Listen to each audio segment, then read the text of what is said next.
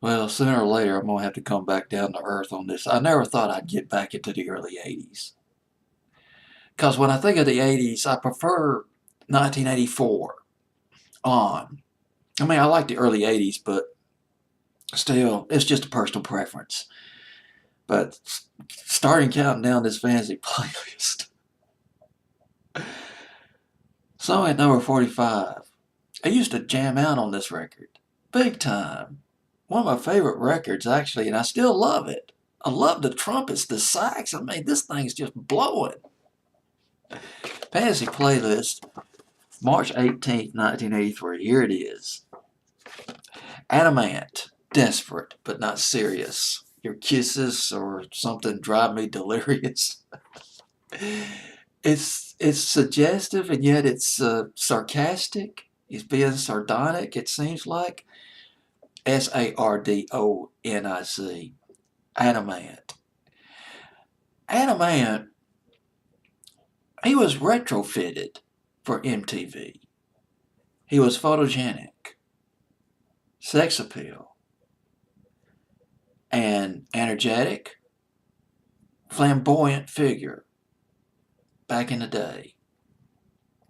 And desperate but not serious from his first solo album, and Friend or Foe was the name of it. It was a runner-up to Goody Two Shoes, which went top 10, was a massive hit, early 1983. But this record did not do as well. Desperate but not serious. You know how high that song got? Went to number 66 on Billboard's Hot 100. That is it. And I'm hoping that you're thinking that this song should have been a bigger hit. And it should have been. It's fun.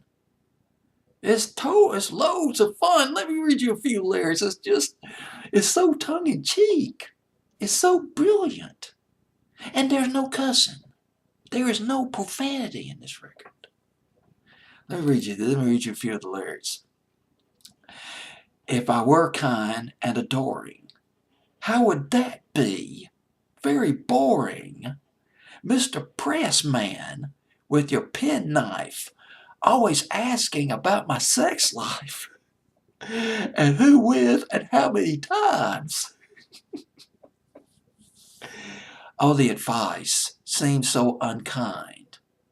If you don't stop, you will go blind. They tell you it's none of their business.